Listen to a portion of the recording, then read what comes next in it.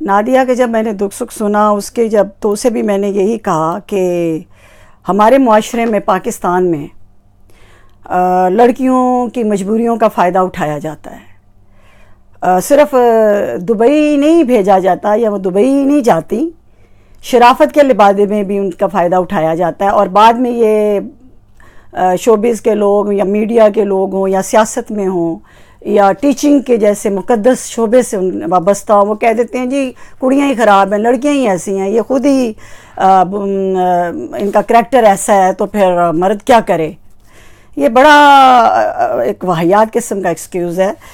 تو بہت ساری بچیوں سے بات ہوتی رہتی، لیکن نادیہ کے مسئلے میں بھی میں اسے یہی کہوں گی کہ بھئی تم حافظ قرآن بھی ہو، پورا یعنی حجاب بھی لینا، چہرہ بھی کور کرنا، تو تمہیں پی ایچ ڈی کرنے کا اتنا ہی جنون سوار تھا کہ تم سر کے ساتھ لاہور سے باہر چلی گئی اور پھر اس کے بعد سر نے ہوٹل میں کمرہ بھی بک کرا لیا وغیرہ وغیرہ. خیر چھوڑیں، لیکن اس کے بعد کیا پھر رونا کہ جی میری مطلب دیکھیں میں تو اسکالرشپ کے لیے گئی تھی. اسی طرح میڈیا میں بھی ہوتا ہے کہ جی میں نے تو جاب کرنی تھی پرنٹ میڈیا، الیکٹرانک میڈیا میں، تو یعنی یہ ہماری مجبوری، ہماری عزت جو ہے وہ داؤ پہ لگ جاتی ہے اور اس طرح. اب دیکھیں شوبز جو ہے وہ تو ایسے ہی بدنام تو ہے، ٹھیک کیا ہوا ہے. اور سیاست میں بھی یہی ہے کہ بہت ساری اللہ ماشاء اللہ ورکرز ہوتی ہیں، ان میں سے چند ایک کوئی ٹکٹس ملتے ہیں اور پھر وہ جن کو نہیں ٹکٹ ملتے سیاست میں وہ پھر دوسریوں کے جی سانوں پتہ ہے کہ انہوں نے ٹکٹ کیویں ملی ہے، اور وہ گندی لینگویج اور کردار کشی سارا کچھ ہوتا ہے. اسی طرح یہ جو سب سے تقدس ہے جس کا یہ دین کا شعبہ، دین میں ٹیچنگ ہے یا دنیا کی ٹیچنگ ہے، مدرسے ہیں یا اسلامی اسکول ہیں یا یہ دنیاوی یونیورسٹیز، کالجز، اسکولز ہیں، ان میں بھی بچیوں کی مجبوریوں کا فائدہ اٹھایا جاتا ہے.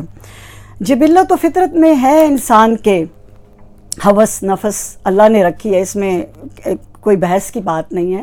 بات یہ ہے کہ اساتذہ کو تو کم از کم شرم کرنی چاہیے. یہ جو چیئرمین آف ایجوکیشنل انسٹیٹیوشنز ہوتے ہیں یا ڈینز ہوتے ہیں یا وائس چانسلرز ہوتے ہیں، پروفیسرز ہوتے ہیں، ٹیچرز ہوتے ہیں، استاد ہوتے ہیں، ان کو تو کچھ شرم کرنی چاہیے.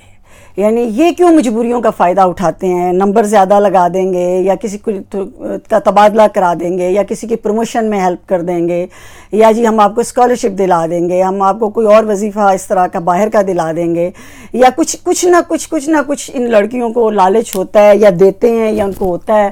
اس کے بعد ان کی مجبوری کا جو فائدہ ہوتا ہے وہ کسی نہ کسی اندر خانے کمروں میں جا کے پورا ہو جاتا ہے. تو بہت ساری ایسی مسئلے مسائل ہماری سوسائٹی میں ہیں، وہ دین سو کالڈ مذہبی طبقے میں بھی ہیں اور دنیا دار طبقے میں بھی ہیں. تو پھر ہم مغرب کو برا کیوں کہتے ہیں؟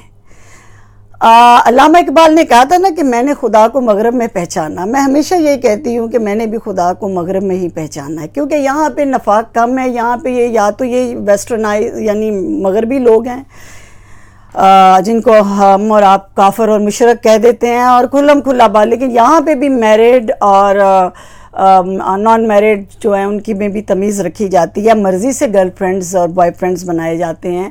اور ایسا نہیں ہے کہ پاکستان ایک اسلامی معاشرہ ہے تو اس وقت ہم مذہب کو نہیں لاتے، اس وقت ہم بات کر رہے ہیں ایک فطرت کی. اللہ نے فطرت میں یہ چیز رکھی ہے، اٹریکشن مرد اور عورت کی طرف.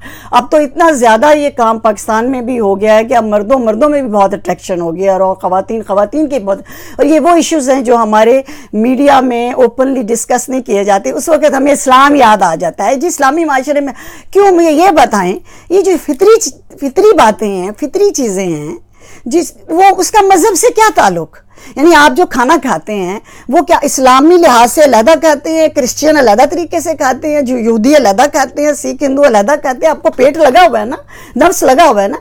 انسان کی بات کریں، انسان کو جو فطری تقاضے خدا تعالیٰ نے لگا دیے ہیں، بھلے وہ کسی مذہب کو مانتا ہے یا نہیں مانتا، اس کو مرضی سے اگر وہ استعمال کر رہا ہے اپنا نفس، اگر وہ مرضی سے اگر وہ کسی کی دوستیاں ہیں یا وہ مرضی کے ساتھ ہے، تو اس میں تو یہ بھی دیکھیں نا زنا بالجبر یا مرضی کا زنا یا ریپ کرنے میں بھی کتنا فرق ہوتا ہے.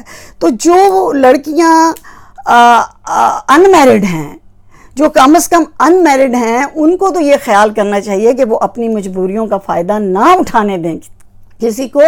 یہ مجھے جب اگلے دن ایک لڑکے نے جس کو یہاں پاکستانی لڑکا ہے تو اس کی والدہ نے پاکستان رشتہ لینے کے لیے جانا تھا, تو اس لڑکے نے کہا کہ میں نے پاکستان میں شادی نہیں کرنی, لیکن جو اس نے بات کی اس نے میرا دل کاٹ کے رکھ دیا. اس نے کہا کہ میری ماں کو پتہ نہیں کیا شوق ہے پاکستان سے بہو لانے کا, میں یہاں کا پیدا ہوا پلا بڑا ہوں کا, یہاں کھل کے لڑکیاں بتا دیتی ہیں کہ ہمارے کتنے بوائے فرینڈس تھے, یا ہمارا وہ تو یہاں پہ کچھ چیز چھپاتی نہیں ہے, نہ ہی ہم لڑکے جو ہیں ہم شیئر کر دیتے ہیں. تو کہتے ہیں کہ میں نے اپنی ماں کو کہہ دیا کہ اگر کوئی پاکستان میں تمہیں کنواری لڑکی مل جائے تو پھر لا دینا.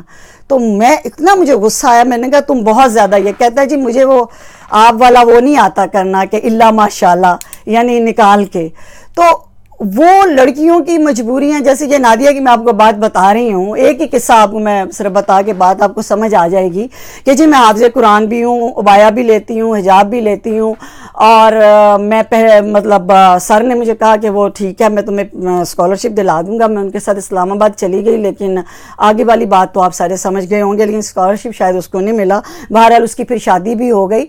تو وہ بیچارہ بد نصیب, خیر بد نصیب تو نہیں ہوتے, جب آپ باہر لڑکیوں کی مجبوریوں کا, انمیرڈ لڑکیوں کی مجبوریوں کا فائدہ اٹھائیں گے تو صاف ظاہر ہے آپ کو بھی تو پاکیزہ اور پوتر بیویاں نہیں ملیں گی. تو صرف شوبز کو میں بھی بہت ہیں کہ کوئی لڑکی بہت کم اللہ ماشاءاللہ کہ صاف ستھری بہت اوپر تک پہنچ جائے. میڈیا میں بھی یہ ہے, وہ میڈیا وہ دور گیا, یا وہ مسلم لیگ جو مادر ملت فاطمہ جناح کی ہوتی تھی, یا وہ سیاسی پارٹیاں جو ہوتی ہوں گی, ہمیں تو نہیں پتہ. ہم تو اس دور کی بات کر رہے ہیں کہ اس دور میں بھی میڈیا میں بھی کوئی لڑکی, چاہے وہ الیکٹرانک میڈیا ہو یا پرنٹ میڈیا ہو, اللہ ماشاءاللہ بہت کم خوش نصیب ہیں جو صاف ستھری کہیں اوپر تک پہنچ جائیں گی. اور دکھ صدمہ سب سے زیادہ یہ ہوتا ہے کہ ریلیجس اکیڈمیز اور یہ جو دنیاوی تعلیمی ادارے ہیں, ان میں جب یہ اساتذہ سو کالڈ اسٹوڈنٹس کی اور کولیگس کی مجبوریوں کا فائدہ اٹھاتے ہیں تو انہیں ڈوب کے شرم سے مر جانا چاہیے. لڑکیاں مطلب بڈھے یہ ہوتے ہیں, یعنی ان کی عمروں کا اساتذہ کا اور اسٹوڈنٹس کا بہت ڈفرینس ہوتا ہے, لیکن خوشی سے, اور پھر ان سے شادی بھی نہیں کرتے, پھر انہیں سمجھا بجھا دیتے ہیں کہ دیکھو ہم تو شادی شدہ, ہمارے بچے ہیں, یہ شابت جاؤ, تمہارے ماں باپ کہتے ہیں تم چپ کر کے شادی کر لو. تو بچیوں میری بات سنو,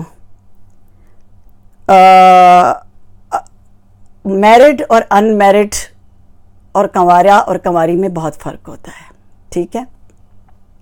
کوشش یہ کرو کہ جب تمہاری شادی ہو تو تم کنوارا یا کنواری حالت میں آگے جاؤ, تاکہ تم بڑی ڈگنیٹی کے ساتھ ساری زندگی گزار سکو. خاص طور پہ ان بیٹیوں اور لڑکیوں کے لیے میں کہہ رہی ہوں جو آئے روز مجھے روتے ہوئے ای میلیں اور میسیجز بھیجتی ہیں کاؤنسلنگ کے لیے, اور اساتذہ جو اور باقی شعبوں کے جو لوگ ان لڑکیوں کی مجبوریوں کا فائدہ اٹھا کے بعد میں کہہ دیتے ہیں کہ ہندیاں ہی ہیں جدیاں نے آوارہ, میں ان پہ لعنت بھیجتے ہوئے یہ کہتی ہوں کہ انشاءاللہ تمہاری بیٹیوں کے لیے بھی ایک دن تمہیں یہی جملہ سننا پڑے گا.